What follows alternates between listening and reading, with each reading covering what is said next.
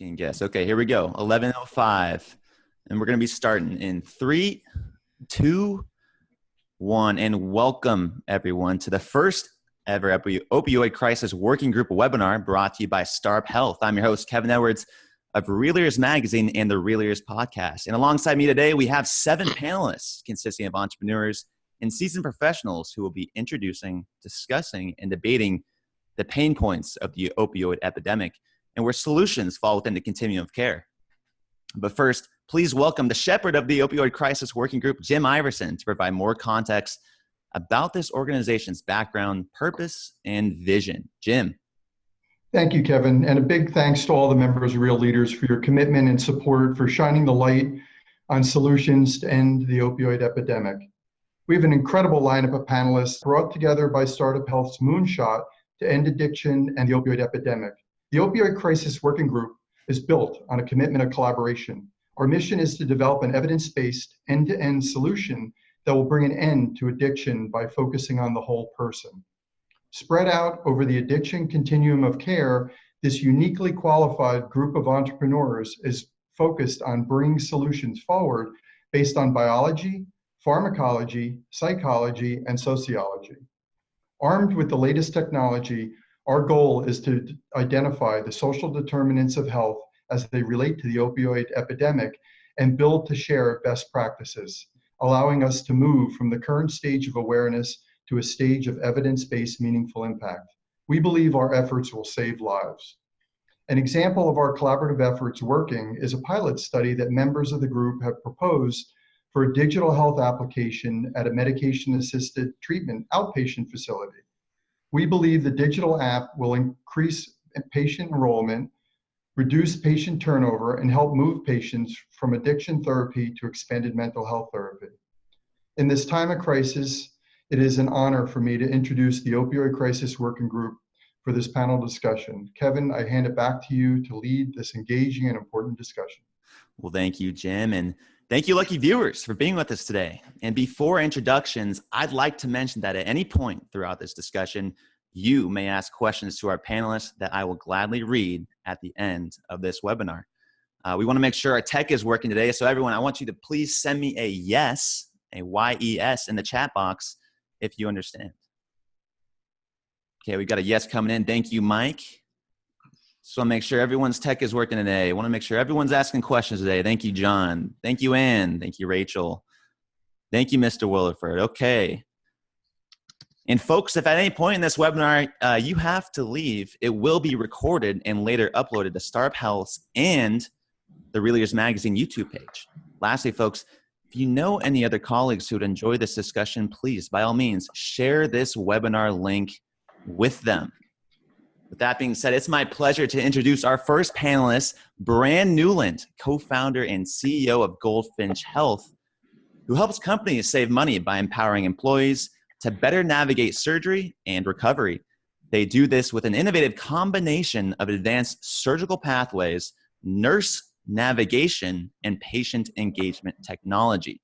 The result is a reduced healthcare costs, faster return to normal life, including work, and a 90% reduced need for and use of opioid painkillers. Bran, thanks for being with us today. Thanks, Kevin. Glad to be here. And Bran, what drew you to pain management? Well, about a year ago, my mom went through a major surgery for cancer, and I watched as she left that hospital 3 days after the surgery without any opioids. And I thought to myself, how is this possible? I know that surgery is the #1 gateway to opioid use, persistent opioid use.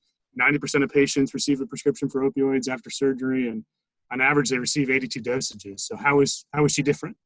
So as I looked into it, I realized that the foundation of this is not all providers are created equal. Not all surgeons are created equal. And the way that innovative surgeons are separating themselves from others today is through implementation and execution of what are known as enhanced recovery after surgery protocols. And those pathways, those care pathways are changing the underlying pain of surgery. They're changing the need for opioids, and it's something that holds great promise for all of us. And I couldn't stand by and watch this sort of happen in the dark. It's the kind of surgery experience that any of us would want.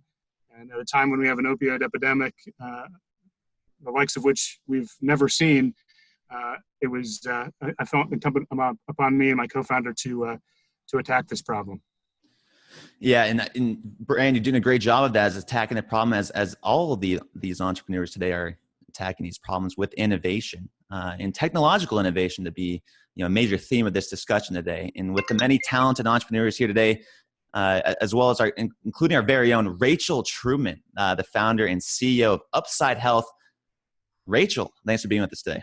Hey, I am really so glad to be here. Well, Rachel, you're the CEO of Upside Health, and Upside Health is a digital health company dedicated to reducing the economic and emotional impact of chronic pain on patients, payers, and providers. Their turnkey reimbursable software solution is serving as a behavioral health intervention for more than 10,000 patients, scales integrated wellness care, and provides integral data that aids in treatment decisions and prescribing documentation. Rachel, before the 10,000 patients, what led to the idea of Upside Health? Yeah, so similar to Brad, I mean, it was a very personal story in that after more than a decade of working in news production and getting really good at building products people love to use, I wanted to turn my attention to something personal. My mom has lupus, my brother has cystic fibrosis. So I grew up in a family surrounded by chronic health conditions and painful ones. And I was able to see how you can live with chronic disease and not be controlled by it. But there needed to be a valuable connection between patients and providers, and we were able to build that link. Chronic pain in particular is very challenging because there are so few chronic pain specialists available, and it's such an enormous issue. And being able to provide integrative, multidisciplinary pain care is the defining point of great outcomes, but it's so hard to scale. And so our solution allows for that to be done in a reimbursable way, so that everyone wins and people feel supported and no one hurts alone. Well, Rachel, thank you for your time as well today. And I'm excited to dive into those all those concepts as well. But before we begin, next we have Maury Bohar, the founder of Personal Remedies, who believes by using his software and AI technology with the latest health and nutrition science, they can provide a fully automated and personalized dietary guidance to help people who suffer from chronic illness, including opioid use disorder. They have already developed a mobile app for opioid use disorder available on leading app stores worldwide. Maury, thanks for being with us today. Delighted to be here, Kevin. Thank you. And Maury, when did you realize opioid risk management needed a dietary solution? Well, many opioid patients develop numerous nutrient deficiencies, among them magnesium, calcium, and zinc deficiencies. Also, many of them are at a higher risk of developing mental and behavioral disorders, constipation, loss of appetite, weight loss, dry mouth, and so on. And as we all know, over 80% of chronic illnesses can be addressed through better diet and lifestyle choices. And that's really how we got involved, and that's why we are here. At Personal Remedies, we maintain perhaps the largest knowledge base of food-disease interactions in the market. And our AI technology enables us to capture, aggregate, analyze, and summarize latest research on nutrient disease interaction, as well as nutrient content of various food items. As a result, we are in a very good position to provide fully automated yet individualized dietary guidance to opioid use disorder patients, taking into account their nutrient deficiencies, other illnesses that they're at risk at, food preferences, allergies, and medications. So all of these capabilities are available today. Our knowledge base can be accessed via an industry standard API. And as you mentioned, we already have a mobile app focused on OUD and its common comorbidities. Well, Maury, I guess just like my mother said, you are what you eat. And thank you for sharing that. We're excited to hear more about your AI solutions. Next, we have on Jackie Iverson, founder and chief clinical officer of Senjam Pharmaceuticals. Jackie, a pleasure. Thank you for having me, Kevin. Absolutely. Well, and Jackie is, again, like I mentioned, the founder or co-founder of Senjam Pharmaceuticals, along with Jim. And Senjam exists to improve the lives of others by creating proprietary products that are efficacious, safe, and accessible to all. Their lead product mitigates opioid withdrawal symptoms and will improve the outcome of currently prescribed medication-assisted treatment, MAT. Senjam believes improving the outcome of MAT will save lives. Jackie, what experience or experiences led to the discovery of Senjam Pharmaceuticals? Great. Thank you, Kevin. So I'm a pharmacist by degree, and early on in my career, I did a research fellowship at Memorial Sloan Kettering Cancer Center. And it was at that time that I learned a lot about treating pain and also things that you shouldn't do with treating pain. One of the principles is to only use an opioid if absolutely necessary. And I think the US at least has gotten out of that principle by overprescribing opioids. At Senjam Pharmaceutical, I sought to provide a non-opioid pain reliever that would have very low side effects that not only could provide pain relief, but also had the ability to cross into the central nervous system and to decrease opioid withdrawal symptoms. So my hope is that I can bring the product to market. It can be used to decrease opioid withdrawal symptoms, but it can also provide pain relief for those suffering still from chronic pain. Well, Jackie, thanks for sharing that. Next, we have on Samit Manier. Samit Manier is the CEO of WellBrain. WellBrain is a chronic pain digital health platform enabling physicians and hospital systems to prescribe various non-opiate modalities such as mindfulness, neuromodulation, and other non-RX techniques to fight the opiate epidemic, improve outcomes, and save lives. The company has an iPad app, which is administered in the doctor's office, and a WellBrain Go smartphone app to be used at home for various activities. They have proven reductions in pain, opiate prescriptions, and emergency room visits. Samit, why are you interested in solving aspects of the opioid crisis? Well, a couple of reasons, and thank you. When I was approached by the investors leading into WellBrain, I was actually an advisor to various digital health companies, and I saw what the mission statement was. And WellBrain is a mission-driven company. And then second thing, I saw the ability that we can impact about 100 million people or more in the United States and elsewhere. And so that really struck a chord with me. And then whenever I'd go around traveling or anywhere, if someone would ask me what WellBrain is about, whether it's an Uber driver or someone on the plane, they'd say, oh, I know this person who just passed away of the opiate epidemic, or my brother is addicted to drugs. So it is a resonating aspect. So that really motivated me to join and lead the efforts at WellBrain. Yeah, it seems like almost everyone knows someone affected by this nowadays, which is very unfortunate. Anupam, Samit, thank you so much for your time. Next, we have Anupam Kandawal. Now, Anupam Kandawal is the CEO and co-founder of SageSurfer that offers consumer-driven care, coordination, and member engagement platform comprised of both web and mobile apps to look at the space between clinical visits and harnesses data and the power of the most influential people in a consumer's life, their friends and family, to extend and unify the entire care team, encourage self-management, and drive improved health outcomes. Since joining this group, SageSurfer has launched apps specifically focused on substance use treatment centers. And additionally, they are currently exploring integration with multiple platforms, part of this group to enhance overall experience and provide more comprehensive, holistic solutions as a group. Anupam, thanks for being with us today. Yeah, thanks, Kevin. Hopefully everybody can hear me now. I'm a technologist, have built multiple complex solutions up till now. But let me tell you why we started SageSurfer, so you guys understand the essence of it. My co-founder and I, can everybody hear me? Sorry. Yes, you're good. Okay. My co-founder and I have a front row seat of caring for someone who died because of behavioral health issue. I lost my cousin. My co-founder lost his son. We found from our personal experience that care is extremely fragmented and often struggling. Person who is struggling with behavioral health issue, he doesn't have a voice and a choice in their own care.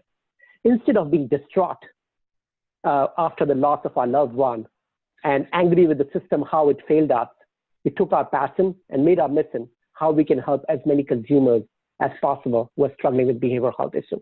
And that's how SageSurfer was born, of a consumer-driven member engagement, putting them consumer at the center and using their support system effectively. Because if you look at the space itself, behavioral health consumers spend most of their time on average outside the clinic in the community setting. When after somebody leaves a substance abuse treatment, people often return to the environment where they use drugs. So can we leverage the support effectively at that particular time when they're most fragile? So with the help of our mobile app and a web platform, which contains more than 150 plus business workflows and AI to drive proactive interventions, we are trying to drive more sustained engagement during that process. And in our recent deployments, we have seen customers have reduced their recidivism by 78%, higher engagement rates, lower dropout. And we are also recipients of prestigious National Science Foundation seed grant for the social impact it can create. And we're looking forward to helping as many consumers and families who are struggling with opioids and providers to help them to give them more engaging and efficient care. Well, Anupam, thanks for sharing that. And before we go on to David, I just want to mention, we've been kind of throwing around the continuum of care. And Anupam just mentioned where in the continuum of care they will be attacking this problem. And the continuum of care, folks, for people listening to this, we've identified 7 stages: the pre-exposure, exposure, addiction, withdrawal, overdose, relapse, and then 7's inpatient and outpatient recovery. So just want to make sure we're clear on that and where all these entrepreneur solutions fall within that continuum of care. But last but not least, folks, we have David Sarabia, the founder of Recoverly Health. David is a serial tech entrepreneur and proudly recovered addict whose experience in rehab led to the creation of Recoverly. Recoverly helps people beat addiction and reintegrate as thriving members of society. Recoverly is the infrastructure for technology-enabled addiction treatment providers and healthcare systems, helping deliver a more personalized and engaged patient experience. Using machine learning, they help care delivery teams better understand their patients, create efficient workflows, and ultimately improve the clinician experience to drive higher quality of care.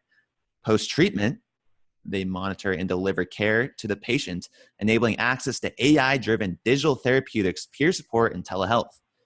Using behavioral tracking algorithms to detect risk, prevent relapses, and provide accurate outcomes, which include social determinants of health data. David, thanks for being with us today. Hey, Kevin. Hey, everybody. Thank you so much for joining today. And David, what experiences in your life have led to the discovery of Recoverly? So as you mentioned earlier, my personal experience with drugs led me to this. So I started coding when I was about 8 years old. I've been in technology my whole life. Sold my first company at 25, my second one at 27, made a lot of money, moved to New York, and got extremely addicted to cocaine. Time, money, and cocaine are a horrible mix. And that led very quickly to opioid use as well, heroin, and everything I could put into my body. It was basically a trash can at that point. I ended up homeless on my 30th birthday, rebuilt myself really quickly, but remained heavily addicted to cocaine. And in 2016, one of my best friends and mentors passed away. Jay Greenwald, he's the reason why Recoverly, and who has overdosed is the reason why we started Recoverly. I went to treatment, and when I was in treatment, I saw that our clinicians really cared about us tremendously. They were extremely invested in us, but they were missing all the basic infrastructure and tools that you would use to run a business. Things that we would never even fathom to run a business without: analytics, dashboards, and so on. And with all that inefficiency that I saw, I decided to create the basis of Recoverly, the very first app, while I was in treatment as a thank you to my treatment center. And two years later, here we are. We are, attacking this crisis full on. We have a great team, and we started this group, the Opioid Crisis Working Group within Startup Health, to really try to bring together all the resources. As you guys have all seen now with these introductions, we have tremendous talent within Startup Health, and this is the first initiative of many that I think will surge from this collaborative effort within Startup Health. Yeah, I hope so, David. Well, thank you for sharing. And folks, just want to remind you all, an estimated 182 people will overdose today. And the complications of the opioid crisis are more urgent and complex than ever. So that's why this Opioid Crisis Working Group is working on a collaborative and comprehensive approach to the opioid epidemic. And it's why we ask you all to join us in this effort. So please, throughout this conversation, please help by typing questions and comments into the chat box. I have you all on mute. Just want to make sure we are typing questions and comments into the chat box. Anything that you think of, type it in, and we will be asking those questions after, if time permits, after the panelists answer the original questions. Okay, panelists. Question 1. This one's going to be going to Anupam. How can technology help providers increase revenue and streamline their operations? Thanks, Kevin. Glad you asked. Technology can help in multiple ways. I will touch some basic aspects just to highlight what technology can make a difference.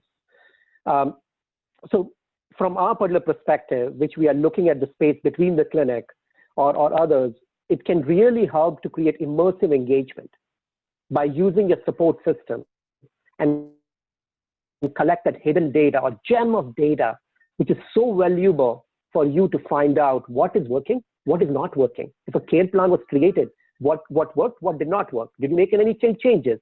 It can really help you out to ensure that, and in turn, it can really help consumer or a client to be more better engaged in their care. And that in turn, of course, it helps them to stay in the program and stay connected. Features, very basic features like identifying client location, where they are with their consent, can really help them to find out where they're being located. So instead of spending cycles and the cost associated with it, trying to get them, where they are, now that could be reduced, as well as you can increase the adherence of their program, adherence. We can easily broadcast personalized messages to the client and in various different ways, especially to the team, to engage them effectively all throughout the particular recovery of that individual. Inspirational messages could be created. Assessments which could be used as such to fill out the gaps which you could not collect as part of the clinical visit, to understand what is working at that particular time. It could be for mood, it could be for social determinants of health, which could not be cleared. So you can get a better picture about that individual, what is working, how will it work, when what interventions needs to be done, so that the person is more empowered as well. They feel that they have a say in their care instead of receiving the care, which is extremely critical. All that in turn, how does it help provider? Provider can identify improvement areas in their program. What is working? Do I need to tweak this? Do I need to tweak that? And make relevant changes to drive operational efficiency. I will leave it there, but I can talk on and on about technology, and I will let other panelists jump in. Well, upon next training. And Rachel, have you found similar things to be true? Yeah, I mean, there is clear ROI for healthcare providers and payers for integrating digital health solutions or integrative health solutions within their systems. And this has been acknowledged and noted by CMS, which has released billing codes that our tool and many tools that are involved in the opioid working group are cover. That's everything from remote patient monitoring, because they found that getting this data actually reduces the cost of the patients by helping triage and identifying issues sooner, but also through behavioral health intervention codes, which allow you to scale care for better outcomes, and better outcomes have lower cost. And then there also is the value in terms of optimizing care and optimizing workflow. So being able to triage your patients more effectively and say, I can have more time in my schedule for the patients that are the highest need or the highest risk. And then those patients that still need care, I can still keep them on my patient load, still provide them care, but not necessarily allocate the 15-minute appointment time for them. And so all of those things can be revenue generating tools optimized for providers, which is important in order for it to be integrated successfully as a technology. Thank you, Rachel. And David, you've been working on recovery for quite some time now. What are some questions that providers have for you? And how is your approach to this engagement and this experience for both people with substance use disorder and their clinicians? How has this changed over time since speaking with providers? So yeah, we've been around for about 2 years now, and we have, however, seen a major shift in the mindset of the provider. And to Rachel's point, with CMS covering a lot of this as well with reimbursement, but there's a clear value proposition to the clinicians being happier. there's something that typically goes overlooked. Everyone talks about patient experience, but I mean, you're a tech company, of course, you focus on patient experience, but the clinician's experience is extremely important. They are usually fatigued or even burnt out. They deal with trauma every single day. And what really we can do is be able to give them a great experience, like Rachel was saying, focus on the patients that truly need help right now, because you're overwhelmed as it is. And that's how we see the biggest change going towards now. And I'm really happy to see that a lot of our peers here are focused on that as well.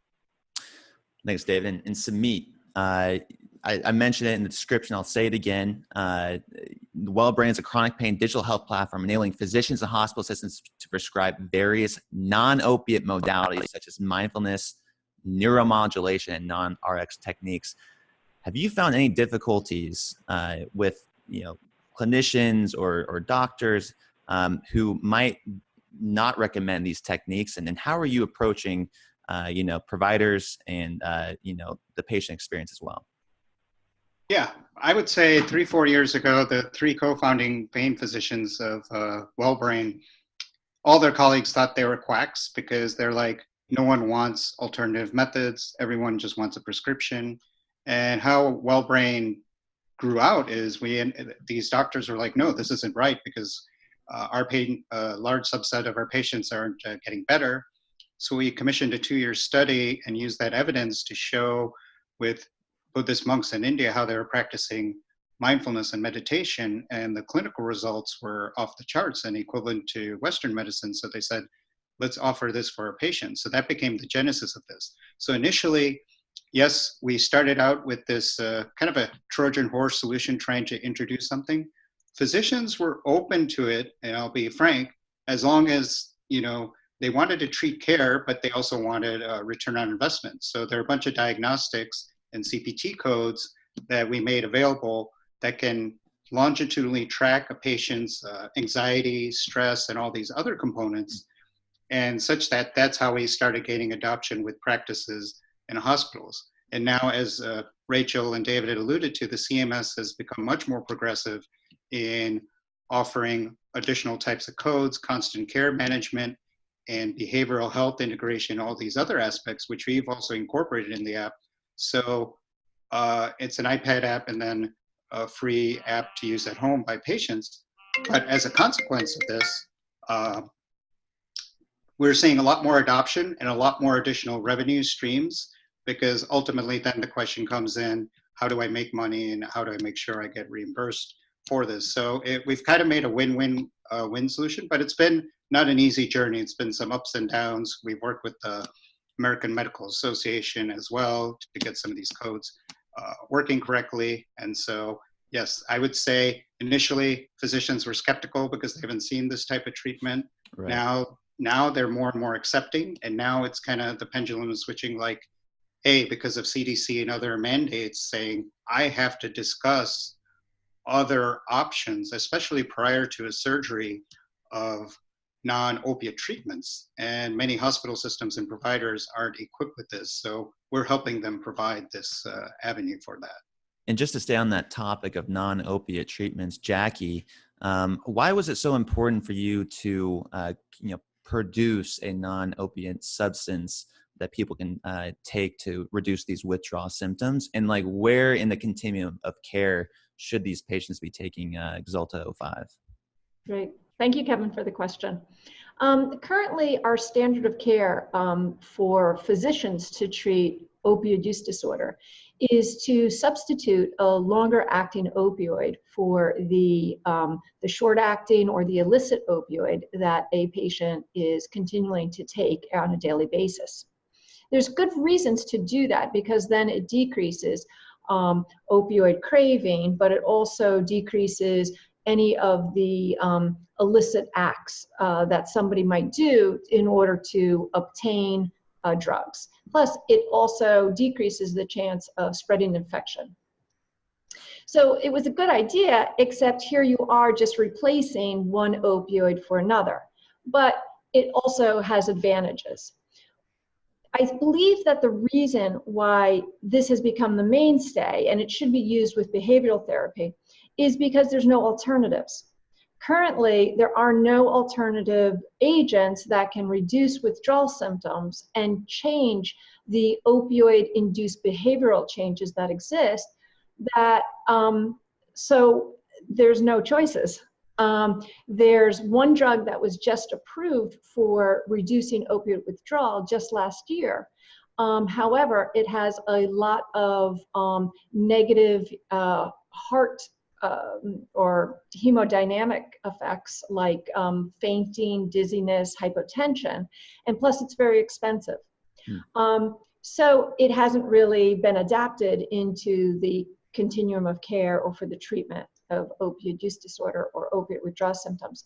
So it was so important to try and figure out what is going on with the etiology of opioid use disorder and to create an alternative that can also affect not only the withdrawal symptoms, but could also change the physiologic effects that are so perhaps desirable in taking an opioid, the euphoria, the reward feeling, and try and switch that so that a patient could reduce their opioid consumption.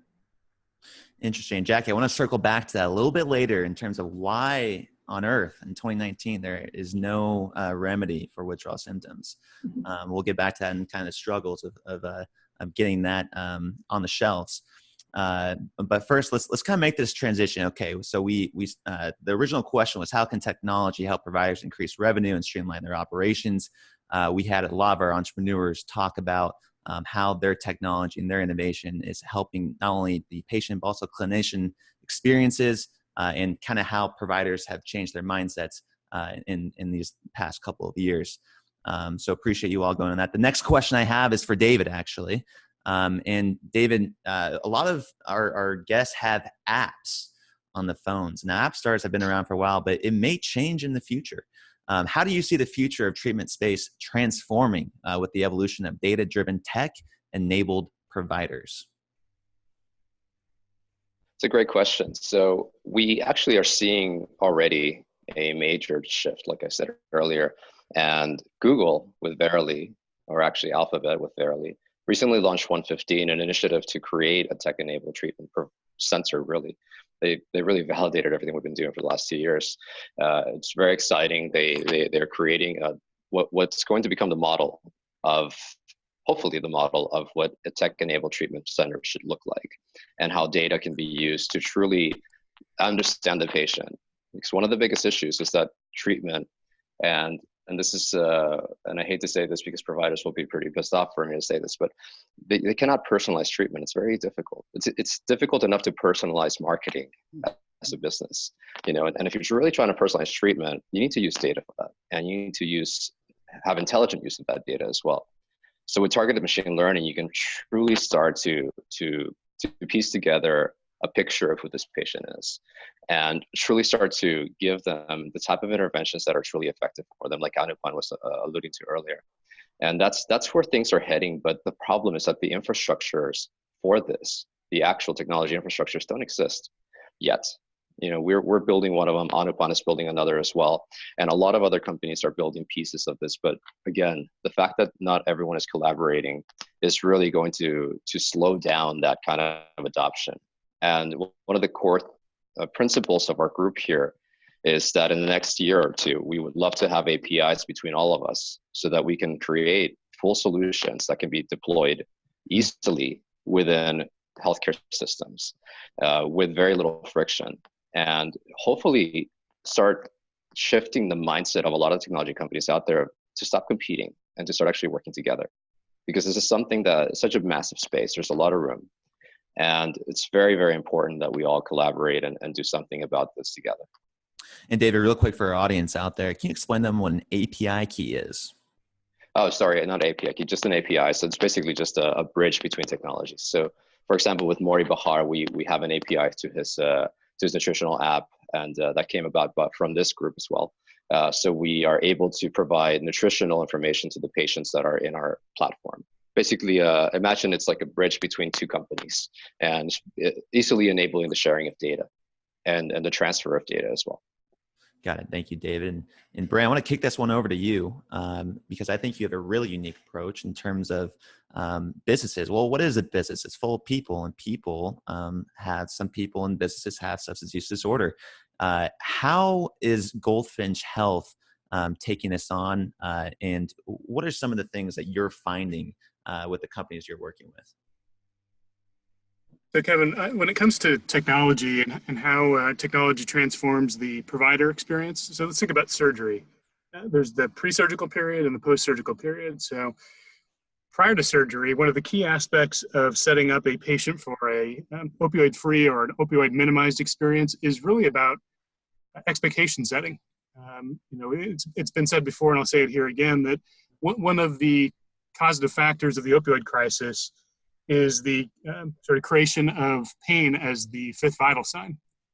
The expectation was that you could go through surgery and not experience any pain. And that is possible clinically today, but we all know now that there are many downstream effects of that, addiction being one of them. So if you can set expectations and then reinforce those expectations leading up to the surgery about how pain will be managed, that's a key step. That there will be some pain. Maybe it'll be a 2 or a 3, but if there's breakthrough pain, we'll have a treatment for that. So that's in the pre-surgical period. Post-surgical period, and this patient-centric approach, as David's talking about, a patient-centric approach to healthcare, and in this case, surgery, you can embrace the provider's tracking of pain once they leave the hospital, once they leave the practice, once they leave the outpatient center. So how is pain progressing over time? How is pain medication use progressing over time? It turns out that day 5 of opioid use is a really important day. If you are still using an opioid on day 5, the chance that you're using it 6 months later is dramatically higher. So we need to do whatever we can, if there are opioids involved in that post-surgical period, to make sure that they are limited and dwindled to basically none and replaced with non-steroidal anti-inflammatory drugs, acetaminophen, and other options in that period. And right now, without technology and the tracking that's possible, the providers just simply don't know. They don't have a good way to track that, but they will. Interesting. Well, thank you, Brandon. And just like you mentioned, expectation setting is very important in this. So I'm going to pass this one over to Maury. And Maury, say, I had a family member, say he comes out of, his overdose, this relapse, number 6 in the continuum of care that we mentioned earlier. He's not an inpatient or outpatient recovery, but my family member actually did change his diet. Now he's a vegetarian. How can a member coming out of a hospital or coming out of an experience of an overdose use personal remedies to help with their nutrition and overall health? Excellent question, Kevin. Thanks. Just to offer some context before I dive into the details. Sure. And also commenting on some of the discussions we have already had and some of the questions that I see in the chat area.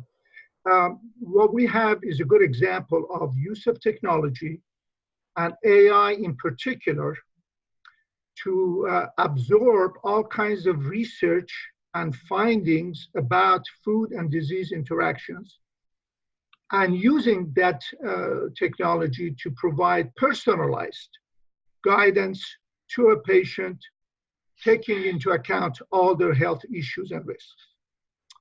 Now, with respect to OUD in particular, the latest research tells us that there are certain nutrients, elements, substances we need to avoid, such as refined sugar, caffeine, and to a lesser extent, saturated fat.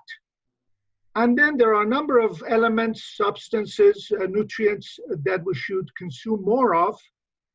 For example, dehydration is a very common byproduct or experience that recovering patients have, and therefore water is a very important element that people should consume a lot more of, along with protein, along with the starch or complex carbohydrates, and to a lesser extent, calcium, fiber, magnesium, omega-3 fatty acids, and probiotics, to name a few. Now, what our technology does, it takes into account all of those assertions that the research and findings have basically brought to us. And based on that data, offers very easy to understand, actionable guidance to an OUD patient. For example, what are the best options for a recovering OUD patient who doesn't have any other disorders or risks or issues, but only focus on OUD? The top recommendation is to consume more fish. Not all fish are equal. In particular, salmon, snapper, trout, tuna, and whitefish are recommended for people who are recovering from OUD. Another recommendation is shellfish. In particular, octopus, whelk, I don't know if everybody knows what that is, or cuttlefish or conch. These are less common choices of shellfish, but they happen to be better choices in terms of the good and bad nutrients that we're trying to be concerned about.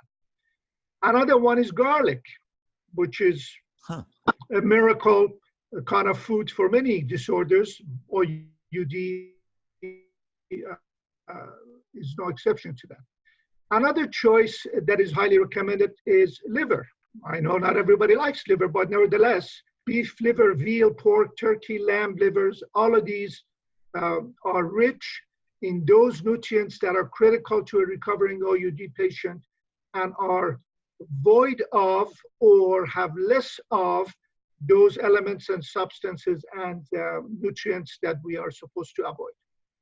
Another good choice are soybeans and flaxseed choices of among nuts and seeds, basically. Another good one, frankly, is popcorn, preferably air-popped popcorn. So these are the type of specific, actionable guidance that our technology can provide. And right now we're working with a partner who is applying our knowledge base to also provide some sort of relative ranking for what are the best recipes for an OUD patient among the publicly available recipes on the most popular websites, something to the tune of 3 to 5 million recipes that are out there. Through our technology, our partner is going to be able to rank those recipes in terms of what are the most appropriate, most helpful, or most healthful recipe choices for recovering OUD patients. Well, Maury, thanks for making us all hungry. I appreciate that. It's interesting, though. It is very interesting. And when you think of David, when speaking with the APIs, this frictionless process where we can all pull information from each other, how does Personal Remedies pull the most up-to-date health information so that these OUD patients can make sure that what they're putting in their body is actually the right thing to be putting in their body? Very carefully. Well, basically, as you can imagine, how do you eat an elephant? You have to approach it one step at a time. In case of OUD, we conducted extensive research last 3-4 months, looking at the latest publications and findings and recommendations from a variety of sources, some more reliable than others, some based on a lot more data and sample size, larger sample size than others. And we fed all that knowledge into our knowledge base. In case of nutrient content of various foods, that we already had in our system. Our knowledge base already knows about several thousand natural foods of all sorts and their nutrient contents. So that part was already done. All we had to do was provide latest science on relationship between various nutrients and OUD, and in case of OUD, its common comorbidities. So we updated that, and then we generated basically our knowledge base based on the latest information, and that's how we achieved that. It is not an easy task. We cannot do that immediately or all the time for every health condition, and that's where the eating the elephant analogy comes in. When we are producing a brand new app, we update all our research for that particular chronic illness and its comorbidities. and move on. It is, as I said, it's a challenging task, but the technology helps us. And the fact that in our knowledge base, we already know a lot about various food items and about various illnesses and comorbidities allows us to very quickly transform or translate latest science to actionable guidance for patients. More that there's a lot of unique solutions. I think everyone has very unique solutions to this epidemic, and the real question is, why aren't they being instilled, and how difficult of a process is this in terms of getting your product or service to market? So Jackie, we'll start with you, and I want every single entrepreneur to answer this question, is what have been some of the challenges of getting your product or market or your product or service, excuse me, to the market? Yeah, that's a great question, Kevin. So because our product is a drug, it must follow the FDA requirements for bringing a drug to market. In addition, and I'll side note that by saying that to bring a drug to market, it costs a lot of money in order to make sure that the drug is not only safe, but efficacious for the indication that the FDA is approving. So typically it would take over 10 years, 15 years to bring a drug to the market, and it would cost greater than $500 million to do so. And that's why Big Pharma has existed and has gotten bigger, is because they really need to put a lot of investment money into bringing new drugs to market. At Sengen Pharmaceutical, we wanted to be more innovative than that, and we wanted to create a product that we could get to the market quicker. So what we did is we repurposed 2 small molecules that are already known to be safe and effective for different indications. However, we plan to put them together and use them at the same dose level so we know safety exists. And now we just have to prove to the FDA that there's efficaciousness in treating or mitigating withdrawal symptoms. This is a reduced timeline and a reduced cost. For example, we believe that our drug product could be in the market in less than 3 years, maybe 2, and that it would cost a much smaller amount of money, definitely under $100 million. Of course, the barrier still exists, that it's time and money. Another problem I just want to add is that you were mentioning before, like, why aren't there alternatives to opioids or MAT treatment to mitigate withdrawal symptoms and pharmacologic solutions to this? And I think it is really based on the fact that behavioral health issues have always been viewed as outside the medical world or the treatment world.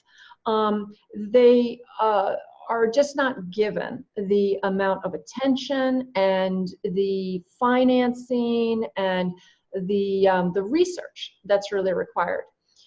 Years ago, 20 years ago, when opioids came out, we kind of thought that was the end game, like, well, you wouldn't need anything else. And so a lot of funding, research did not go into these fields. And now that we have a tsunami effect of all of the symptoms and detrimental side effects of overuse of opioids, it's almost like we don't know what to do about it. And so I'm hoping that, a huge infusion of time, research, and money can go into the field of coming up with new solutions, whether it be pharmaceutical or not. But this is an area that has been severely ignored for way too long, and it's created the crisis we're in today. Well, Jackie, thanks for sharing that. And thanks for taking this on. Obviously, it's going to take a lot of time and a lot of money. And, we appreciate your efforts in doing that. David Sarabia, has this also been a challenge for you, time and money? Yeah, I think it's a challenge for all of us here as tech entrepreneurs in the healthcare space. When you look at the healthcare system and how slow the sales cycles are and the bureaucracy that you encounter, it's you really have to be passionate about this, about healthcare to be in this business. Otherwise, no one in the right mind would do it.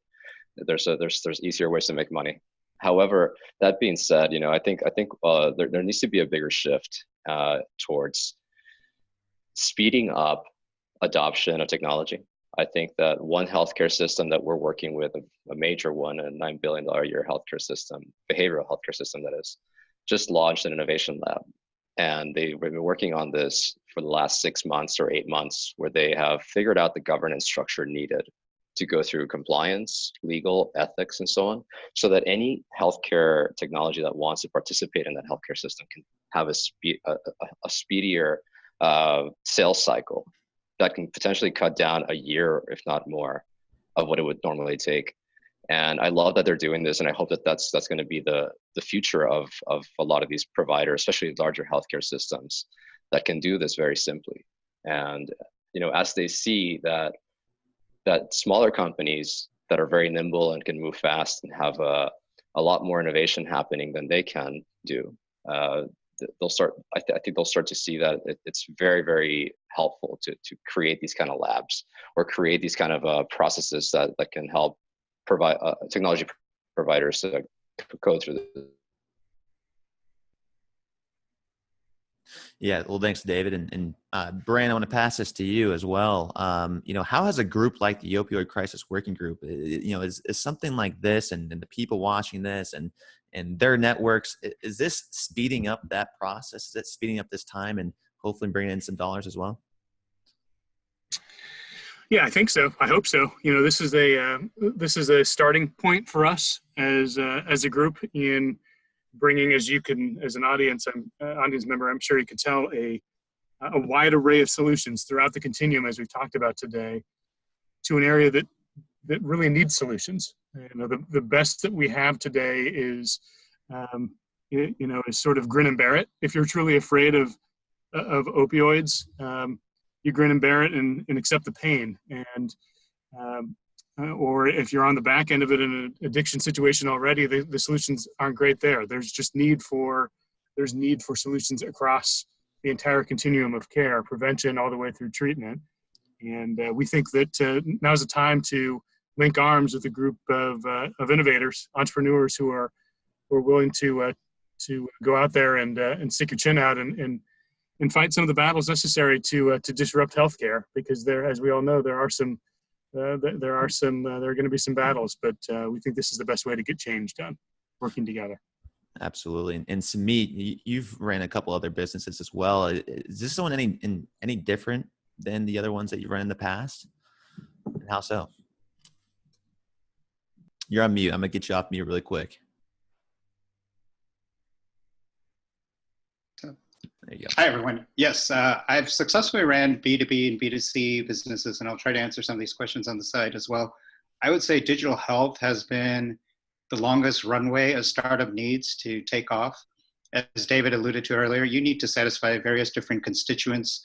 When we went about solving the solution, it's like we have to get buy-in not only from the providers, but then optimize for the medical staff to use it. So we battle test it, because if it's something that adds to the staff's time, they're not going to adopt it, whether it's inserting a capital T versus a lowercase t, all these little nuances, all the way to billing, working with various insurance companies.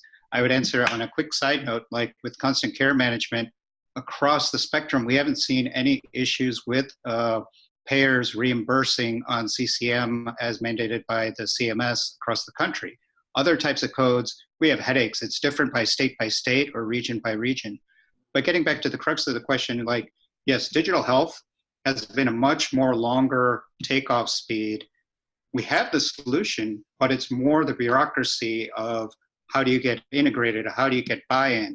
Usually, we have systems like doctors that, let's say, certain hospitals that work with us but bypass our tech department, just don't work with our tech department, or say, figure out a way to bypass our legal department. Whereas the smaller provider groups, they're easier to adopt, but then the first thing they want to know is how much money they can make.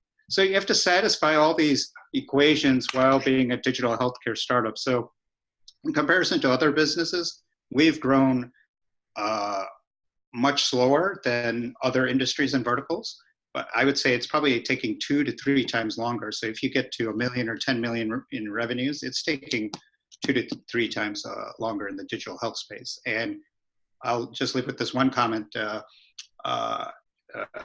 New Enterprise Associates, one of the partner told me they have an average exit strategy for their digital health vertical is about 11.5 years versus all other technologies is about 5 years. That's when they exit. So it's already that double the period we're seeing. And Anupam, that's a digital health solution as well. Have you experienced these similar difficulties in these substance use treatment centers? I think so. So what we have seen, what I think all of them have communicated, there's huge amount of bureaucracy across the board, and you have to convince them, all of them. And plus one another thing, which I think is in technology, which comes again and again, is the concern of privacy, right? How the data would be shared, who will have access to the information. Can everybody hear me or no? Right. Okay, who will have access to that data? What will they do with that data? How will the insights be created? How will it be valuable? So all that information also you need to deal with it as you talk to different stakeholders and get them on board with the technology which you're driving for, or which they can see maybe getting reimbursed in some cases, may not get reimbursed, they may be looking for different options. And then there's still a stigma there, which is still there quite a lot, which we see across the board of any adopting new technology, which you have to deal with it so for all the different stakeholders involved.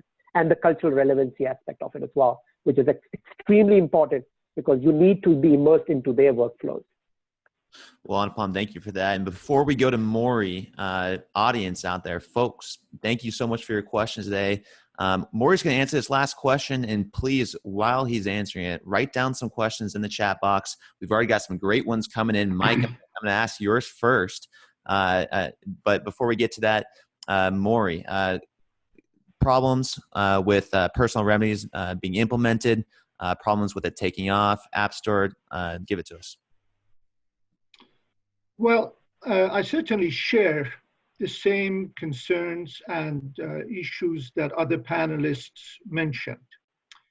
But in our case, probably there are some other nuances that perhaps are new. One is there is a level of skepticism and sometimes disbelief on the part of the audience that we talk to, the providers and dietitians and doctors and so on, in terms of technology's ability to actually formulate, based on the available science, meaningful guidance, dietary guidance for a patient, taking into account all their health issues. As you can imagine, the natural reaction of most organizations is that you need a real dietitian, a real person to listen across the table to the patient, understand all their issues, and come back to them with a personalized guidance. But in reality, that is not that easily achievable, because most dietitians, they are very good at and focused on a limited number of chronic illnesses, often diabetes, heart disease, and obesity. For most of them, if you come to them with a brand new health issue, such as polycystic ovary syndrome or Crohn's disease or lupus, that is not something that they get involved with every day, and they have to go and do all kinds of research and so on before they can answer that. Also, in order to provide specific guidance to a patient, you need to be able to memorize hundreds of, if not 100,000s of various studies related to various nutrients, related to nutrient-disease interactions, nutrient interactions, and all kinds of other substances that are not even published by USDA or any other organization that often or that easily accessible, such as purine content or oxalate content or mercury content of certain food and so on. So it is not practical, frankly, for human beings to memorize and recall 600,000 factual items which is required if you have 200-300 illnesses and 2,000, 3,000 Right. food items, already you're there. So that has been one of our challenges, just convincing people that yes, with the help of computers and AI and algorithms, yes, we can actually sort out all that complexity. Right. Yeah. One might say that data is the only way to make an objective decision. So it'll be interesting to see how all your solutions play out going forward. Okay, we're up on an hour. It's 12:05 Pacific time, my time right now. So we're going to open it up to the audience for some questions. The first one comes from Mikkel Mangold. Mikkel, thanks for joining the call today. And he asks, which payers are the most ready to embrace digital health for behavioral therapy? Who wants to take this one? Kevin, this is Brand. I can start off here. It's our thought at Goldfinch Health that the self-insured employers are the most likely to be early adopters because they have so much skin in the game. They have not only the healthcare costs, of course, as fully funded, self-funded insurance carriers for their employee base, but they also inherently care about employee engagement. They care about productivity, and they care about morale. So they care about setting their employees up for success, and we believe that the self-funded employers will be the earliest adopters and already have been the earliest adopters of digital health solutions. And Samit. Samit's still on mute. Hold on. Getting him off. There we go. Yeah, hi.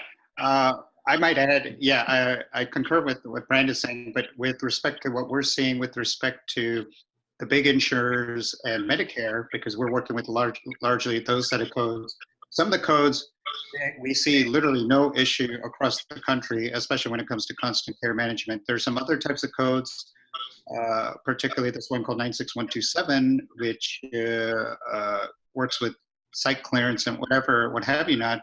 It's all over the map. You need a PhD to figure out what's going on in which state, which LCD, and how it gets reimbursed. It seems like blue states reimburse higher versus red states. And it's just, some of these codes is just so problematic. It'll work one month and the next month it doesn't. So I will though say Medicare, in what we're seeing in the codes we're working with and trying to work, they've been much more progressive than the privates. And that's a very interesting situation we're seeing. Interesting. Anyone else want to take a stab at that before we go into the next one? Raise your hand if you do. Going once, going twice. Okay, Mary Beth, Chichaki. Mary Beth, thank you so much for joining this discussion today. And Mary Beth has a personal experience. She says, after following a treatment program and going to extended care, the providers stop looking at the whole person.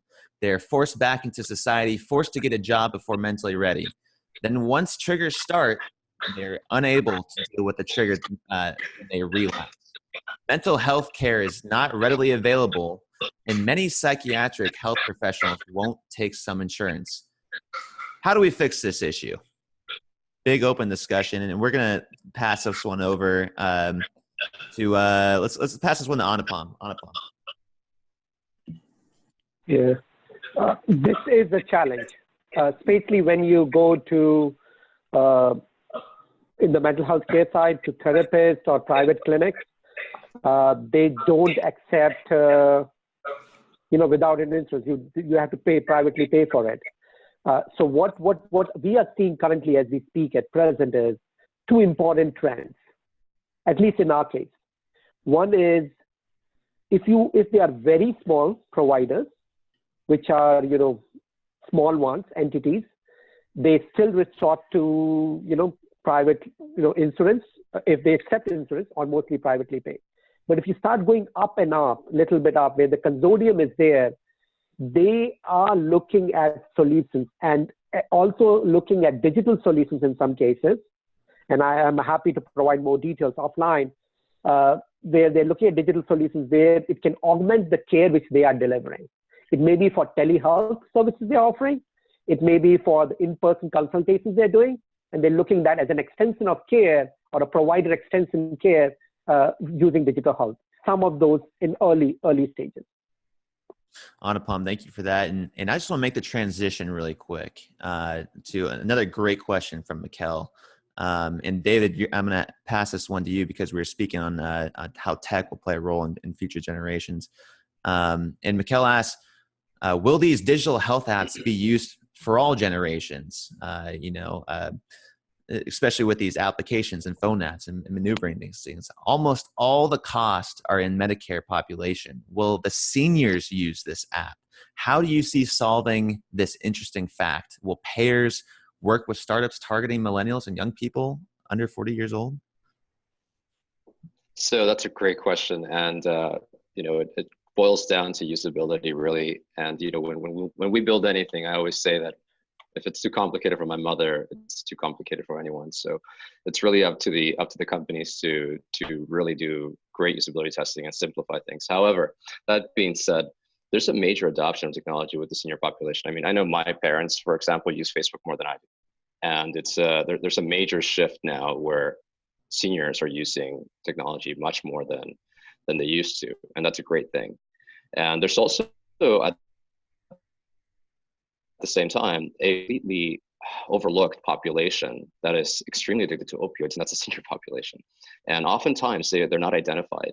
And even though they're not part of this group, Papa Health out of Miami, we're working together with them to do something to, when someone is identified as a potential opioid abuser as a senior, there's ways to then intervene and bring them on to our platform and so on. So this is a major problem that I think needs to be addressed as well.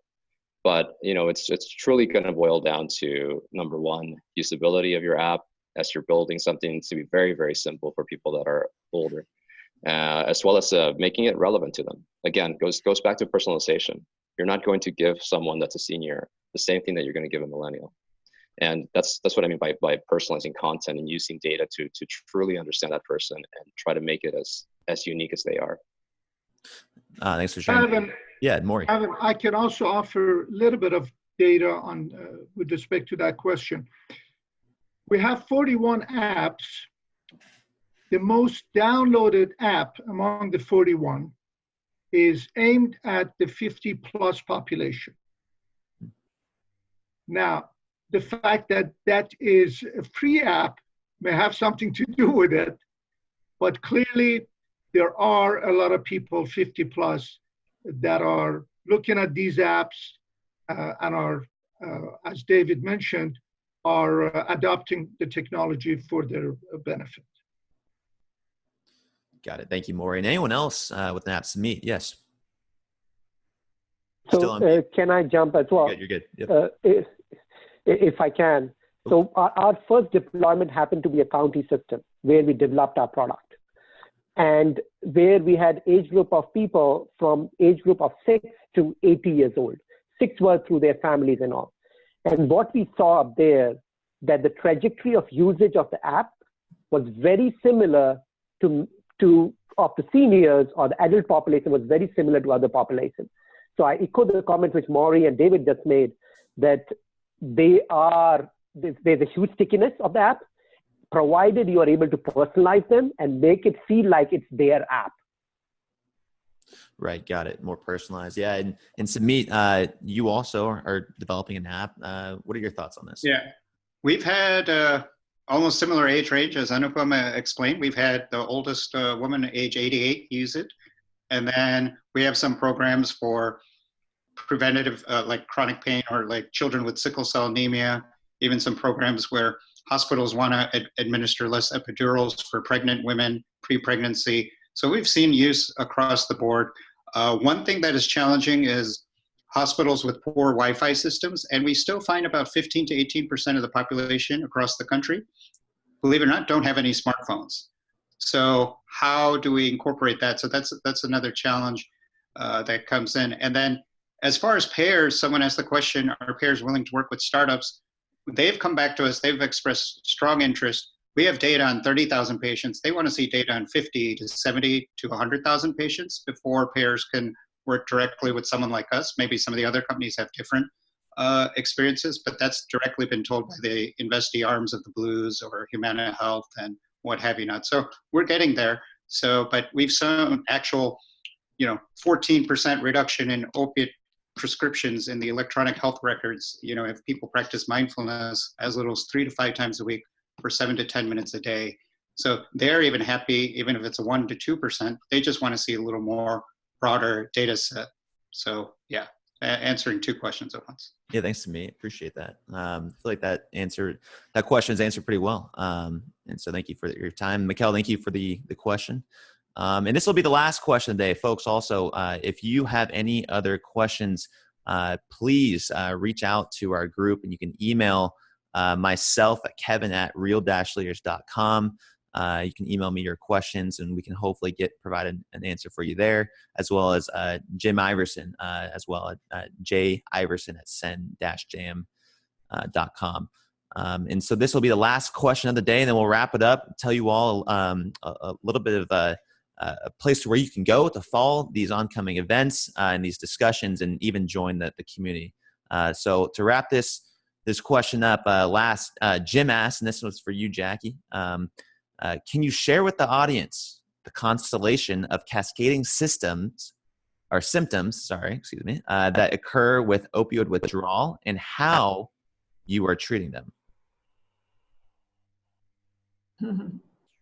Great. Thanks for the question. Unfortunately, when an opioid is taken for a long time and a person becomes dependent, that when they stop taking that opioid, they are going to go through withdrawal symptoms. And withdrawal symptoms, we really don't know the etiology of it exactly. We don't really know how to treat it. It's a constellation of symptoms that are said to be flu-like. So people express that it's like the worst flu they've ever had. It's just so debilitating that when a person reduces their opioid dose, or daily opioid dose, that they could remain in bed with nausea, vomiting, joint pain, muscle pain, twitching, diarrhea, increased blood pressure, dilated pupils. The list is very long of everything that occurs to an individual who is dependent on opioids when they withdraw. By taking this constellation of symptoms, we know that if we just try to attack one of those symptoms, then the person will still remain debilitated. That's why at SendJam we wanted to devise a pharmaceutical product that could have a broad spectrum of effect on all the different symptoms of withdrawal. So by combining these 2 agents that go into the central nervous system and reduce pro-inflammatory cytokines, which are increased and activated upon withdrawal, that we believe that we can reduce not the whole myriad of symptoms of opioid withdrawal, but we can also decrease other things that these pro-inflammatory cytokines also create, which is drug craving. By decreasing drug craving, we believe that we can decrease relapse rates. Well, Jackie, and to all the entrepreneurs on this panel today, thank you so much for your time. And thank you, audience, for taking the time to participate in the first ever Opioid Crisis Working Group webinar. We hope we were able to answer all your questions. We'd like to stay connected with you all throughout the year. And the best way to do this is by visiting our website at opioidrecoveryteam.com. That's opioidrecoveryteam.com. You can also follow our progress on Twitter. It's just at Opioid Team. On LinkedIn at Opioid Recovery Team. Facebook, again, Opioid Recovery Team. It's there, folks. Go check us out. Follow us. Interact with us. Tweet us. And if you'd like to join the Opioid Crisis Working Group at Startup Health, please contact Jim Iverson. That's J Iverson, Jiverson at send-jam.com. That's Jiverson at send-jam.com. And also, folks, today, Real Leaders Magazine released a section of their magazine specifically for you all with stories featuring many of the members and viewers on this webinar. You can access the magazine for free if you're interested at real-leaders.com/mental-health-leaders. Now to Jim Iverson for closing remarks. Thank you, Kevin. And just a correction on my email address. It's jiverson, Iversen, at sen-jam.com. So just for that correction. I want to thank everyone for participating on this call. It's so important. Getting the conversation going. One of the main thrusts of the Opioid Crisis Working Group is to break down these silos. We talked a lot about the continuum of care, from pre-exposure to outpatient, and all of us as part of the group, we're all bringing a component. But we know that entire continuum of care is so important. Just dealing with one silo is not gonna solve the problem. As we getting the proper mental health coupled with addiction treatment is so important. And so I just wanted to thank, I just want to mention our mission again, because it's so important. And this mission has been developed by the group. Our mission is to develop an evidence-based end-to-end solution set of products and services that will prevent or stop the cycle of addiction, including their support group. And these elements are in sociology. A lot of what we spoke about today on digital health, which has got a big component of psychology and sociology, but there's still, we can't lose sight of the fact and the importance of pre-existing conditions with biology and as well as the treatment with pharmacology. So, and bringing this to a close, I just want to thank, first of all, Startup Health for creating this moonshot to end addiction in the opioid epidemic. That really opened up created the space for the Opioid Crisis Working Group to be created. And the Opioid Crisis Working Group is working tirelessly to break down those silos, to communicate with one another, to have forums like this. This forum is one of 7 initiatives that we have underway. And I want to thank Brand Newland for taking on this strategic initiative. And then last but not least, I want to thank Real Leaders. I want to thank Kevin Edwards. They've been incredibly supportive of the work that we're doing at Real Leaders, the work that's being done in mental health. There's 23 million people in the United States that have substance use disorder, and there's 20 million people who are in recovery, and then there's about another 70 million people who are affected by the 20 million and the 23 million. So this is about 40% of our population. And it's only going to be, we're only going to move beyond this with the support of groups like this, getting out and leveraging the technology and knowledge that we have today. So thank everyone for joining us, and thanks everyone on the Opioid Crisis Working Group. All right. Thank you everyone for tuning in to the first ever Opioid Crisis Working Group panelist discussion. Thank you, everybody. Thanks so much, everyone. Bye-bye. Thank you.